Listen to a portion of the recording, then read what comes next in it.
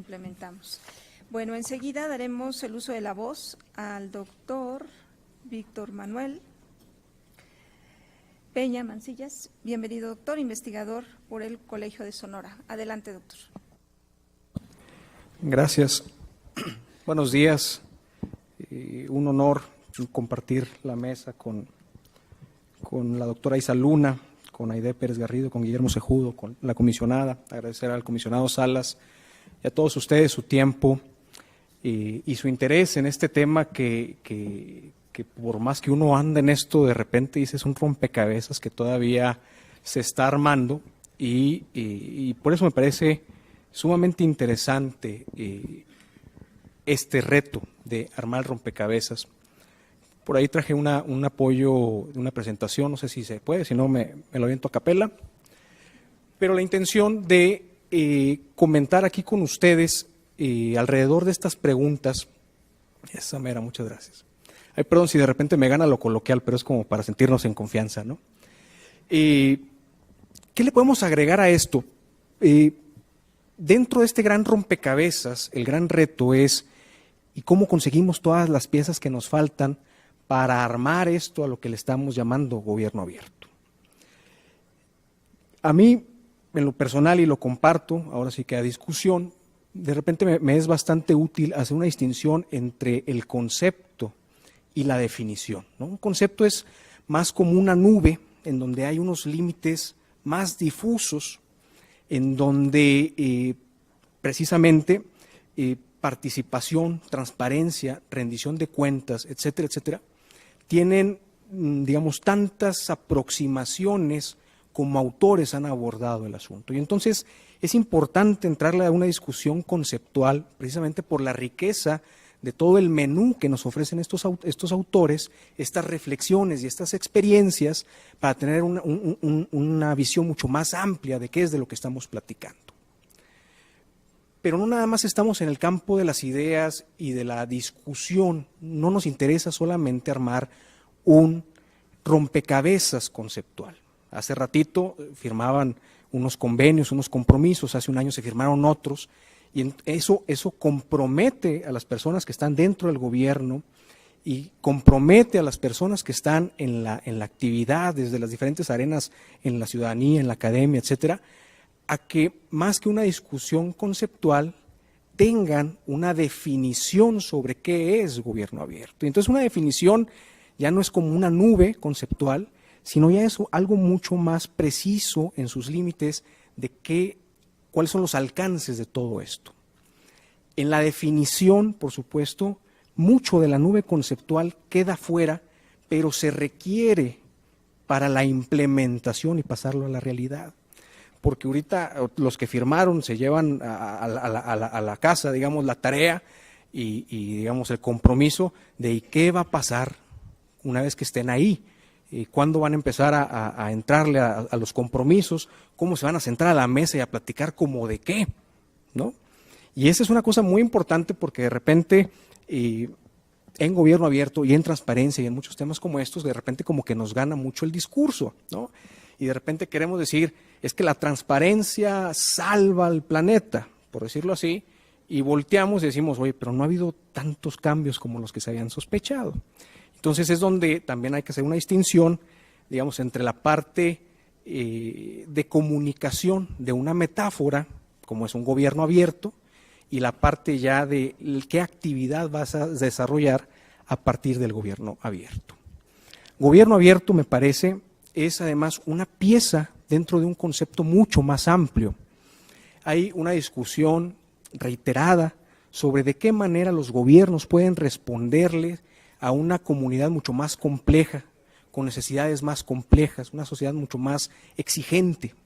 Cómo se involucra, cómo participa, cómo va a co-crear esta parte no gobierno, por decirlo así de una forma más amplia, para poder hacer algo en beneficio del mismo barco en el que todos estamos, ¿no?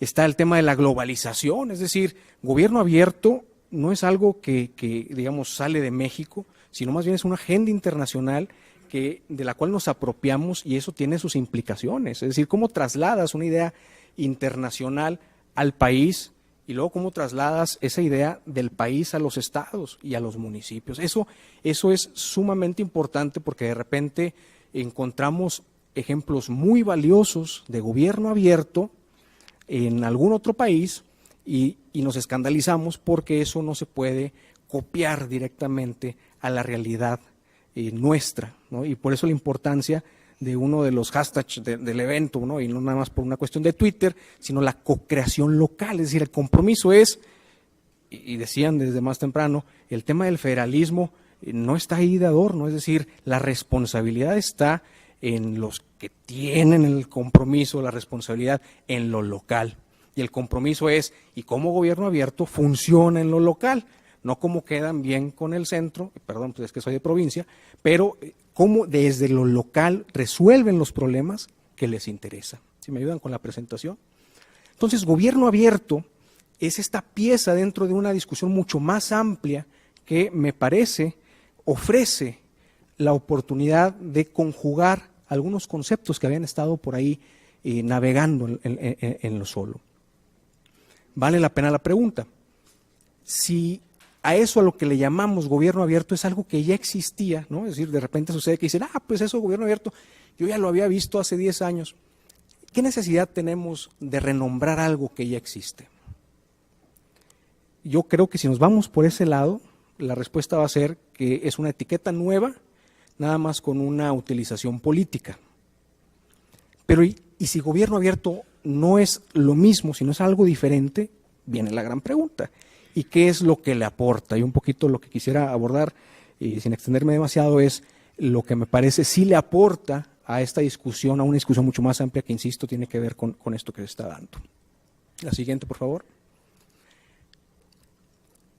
A lo largo de digamos, año y medio, un poquito la historia, la gran discusión, al menos la que yo he percibido, es cómo trasladamos precisamente esa discusión conceptual a un modelo, a un esquema que tenga como principal característica la implementabilidad.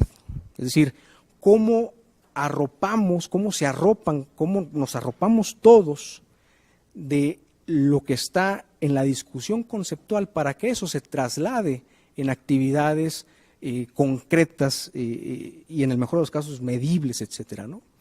Un modelo que incluya, es decir, no un modelo que excluya una definición que diga esta es la única, la correcta, la perfecta y todos los que no estén de acuerdo no juegan, ¿no? Sino que tiene que ser una definición incluyente en donde se permita la experimentación, en donde se permita el error, en donde se aprenda del error, que también es muy importante, que valore los actores, no que sea un modelo que les diga, ahí está la receta, ejecútenla, ¿no? Porque las condiciones locales son muy diferentes a lo que el diseñador lo puede ver, y eso en implementación de política pública es muy claro. Es decir, el del centro tiene un panorama y no que esté equivocado, pero a veces no coincide con lo que está pasando en lo local, y luego no suceden las cosas y dice, no, pues es que los locales no hicieron lo que debían, cuando quizás el asunto es que el modelo restringe o desconoce lo local que se está realizando.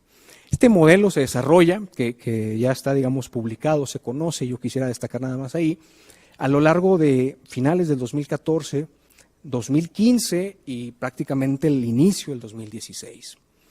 Para no, digamos, repetir lo que estaba ahí en pantalla, a partir de finales del 2014 empieza, se elabora un documento guía, que es un poco lo que desarrolla los primeros ejercicios locales del año pasado. A lo largo de 2015 se reelabora un modelo con estas características de las que ya había comentado, que sea incluyente, que esté enfocado en la práctica, que sea una invitación abierta a la retroalimentación, que hablen los actores locales, que digan qué es lo que sucede y que, digamos, pueda conjuntar lo que se está diciendo. Para no alargarme mucho, porque ya lo hice, si me ayudan con la siguiente. De la discusión conceptual, un poco el modelo lo que hace es tomar una definición, y esta es una definición en donde, si lo vemos como el gran agregado, han participado activistas, académicos con sus pareceres de distintos países, ha habido una discusión. ha sido imposible reunir todos y cada uno de los pareceres, pero de alguna forma parece ser se encuentra alguna especie como de núcleo que pudiera servir para la implementación, ¿no? Es decir, para que el actor pueda trabajar con esto y en todo caso para que el actor diga, ¿sabes qué? Esto le sobra o esto le quita, pero de alguna forma un gobierno abierto del concepto hacia la práctica pudiera ser una propuesta para abordar problemas públicos, ¿no? para gestionar la solución de problemas públicos a través de colegiados plurales, es decir, esa es la gran aportación, una de las grandes aportaciones de gobierno abierto, es decir, que formalmente se sienten en una misma mesa de diálogo actores de distinto origen, pero sobre todo que conjunten transparencia y conjunten participación. En los estados lo vemos mucho. Tenemos leyes de participación ciudadana que están nuevecitas, que nunca se usaron y han corrido por una vereda totalmente diferente a la de la transparencia. Gobierno abierto además promueve esa integración necesaria para lograr efectos. Y en el caso de la definición del modelo, no nada más transparencia y participación, sino que además exista un ambiente de rendición de cuentas, digamos vertical y horizontal, que aquí también digamos es tomar una definición para digamos tener un piso mínimo de una comunidad de aprendizaje y que esto también nos ayude a tener un ambiente de innovación. Innovación no solamente tecnológica, sino innovación social, en donde uno de los grandes retos, que si quieren un poquito más adelante podemos ir platicando, sea el cómo llegamos a públicos, a audiencias que no están integrados. Luego, estos ejercicios replican los mismos actores y son los mismos que se están viendo cuando tenemos sociedades de padres de familia, cuando tenemos varios otros actores sociales que seguramente pudieran beneficiarse de un esquema formal para sentarse a la mesa y resolver problemas públicos que a lo largo del tiempo no han visto solución. Y hasta ahí le dejo. Muchas gracias.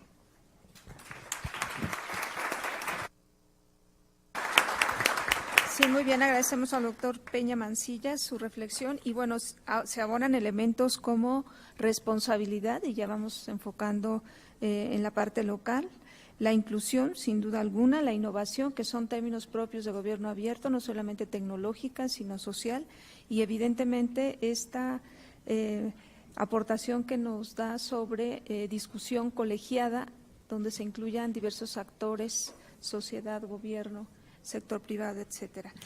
Bueno, nuestra tercera panelista es la maestra Aide Pérez, que de manera particular ha seguido mucho este tema de gobierno abierto. Ella es directora ejecutiva de Fundar. Adelante, Aide. Gracias, comisionada. Muy